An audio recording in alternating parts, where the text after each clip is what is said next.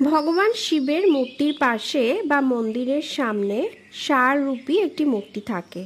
এই ষাঁড়রূপী মূর্তিকে ভগবান শিবের সবথেকে বড় ভক্ত মানা হয়েছে এবং তিনি আর কেউ নন, স্বয়ং নন্দী।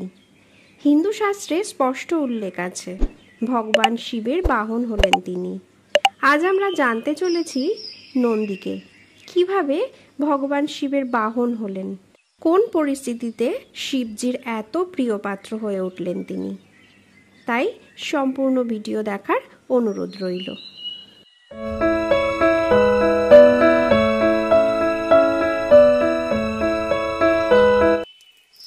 হিন্দু পুরাণের অন্যতম শিব পুরাণের রুদ্র সংহিতায় বলা হয়েছে শিবজির প্রিয় বাহন নন্দীকে শিবজির অবতার বলেই মনে করা হয়। রুদ্র সংহিতার কথা অনুসারে পৌরাণিক কালে শিলাদ নামক এক ব্রহ্মচারী ছিলেন।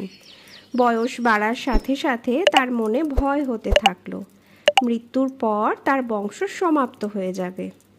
তখন একদিন তিনি তার পূর্বজের আশীর্বাদে দেবরাজ ইন্দ্রের কঠোর তপস্যা তাকে প্রসন্ন করে মৃত্যুহীন পুত্রের পিতা হওয়ার বরদান চাইলেন। কিন্তু দেবরাজ ইন্দ্র এমন পুত্র দিতে অক্ষম বলে দাবি করলেন এবং ইন্দ্রদেব ভগবান শিবের তপস্যা করতে শিলাদমুনিকে অনুরোধ করলেন। ইন্দ্রদেবের কথা মতো শিলাদমুনি মহাদেবের তপস্যা করতে শুরু করলেন। অনেক সময় কেটে যাবার পর শিলাদমুনির তপস্যায় প্রসন্ন হয়ে ভগবান ভোলানাথ তাকে দর্শন দিলেন, বর প্রার্থনাও করতে বললেন। শিলাদমুনি শিবজিকে প্রণাম করে বললেন, হে প্রভু, আমার আপনার সমানই একটি পুত্র চাই, যে মৃত্যুহীন হবে। শিবজি প্রসন্ন হয়ে মুনিকে বললেন, হে মুনিবর, আমি সারা জগতের পিতা, তবুও তুমিই হবে আমার পিতা। আমি হব তোমার পুত্র, আমার নাম হবে নন্দী। এই বলে শিবজি অদৃশ্য হলেন। তপস্যায় খুশিও হলেন। তাই খুশি মনে মুনি আশ্রমে ফিরে এলেন। কিছু সময় পর একদিন শিলাদমুনি আশ্রমে পুজো করছিলেন। তখন যজ্ঞকুণ্ড থেকে একটি ছোট্ট বালক বেরিয়ে এলো। বালকটির শরীর থেকে সূর্যের সমান তেজ বেরোচ্ছিল। তা দেখে খুশি হয়ে ভগবান শিবের স্তুতি করতে করতে মুনি শিশুটিকে ব্রহ্মজ্ঞানে বড় করতে থাকেন। কৈশোরকাল এলে মুনি নন্দীকে সম্পূর্ণ শাস্ত্র জ্ঞানে ও বেদের চর্চায় শিক্ষিত করলেন। কিছু সময় যাবার পর শিবজির পরামর্শে ওই বালককে বরুণ ও মিত্র নামক দুই ঋষি দর্শন করতে এলেন। তারা বললেন, নন্দী স্বল্পায়ু। এই কথা শুনে পিতা তার স্নেহে আকুল হয়ে কান্নায় ভেঙে পড়ল।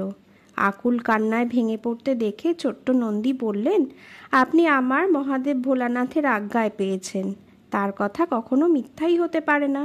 স্বয়ং দেবাদিদেব আমায় রক্ষা। পিতার আজ্ঞা নিয়ে ছোট্ট নন্দী চললেন ভুবন নদীর তীরে তপস্যা করতে। নন্দীর প্রখর তপস্যায় সন্তুষ্ট হয়ে ভগবান ভোলানাথ প্রকট হলেন। ভগবানকে দেখে নন্দী ভুলেই গেলেন দীর্ঘায়ু কামনার তপস্যা করছিল সেই কথা। মহাদেব নন্দীকে বর চাইতে বললেন। নন্দী বললেন, মহাদেবের সান্নিধ্যেই সারা জীবন কাটাতে চান তিনি। মহাদেব তাকে আশ্বস্ত করে বললেন, হে নন্দী, তোমার জন্ম হয়েছে আমার অংশ থেকেই। আমার সমস্ত শক্তি, বল, পরাক্রম তোমার মধ্যে বিদ্যমান ও বজায় থাকবে।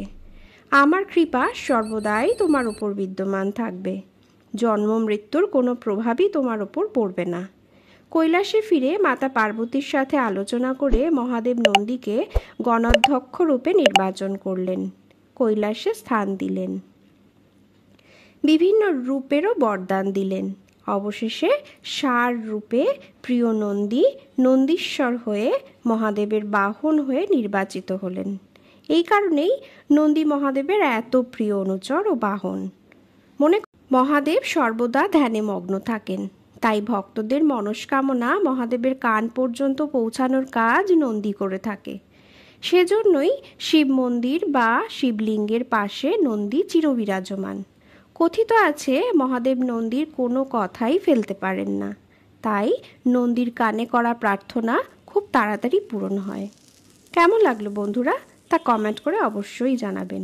ভিডিওটি যদি ভালো লাগে লাইক, সাবস্ক্রাইব, শেয়ার করে মিথ সুইট গডলির পাশে থাকবেন।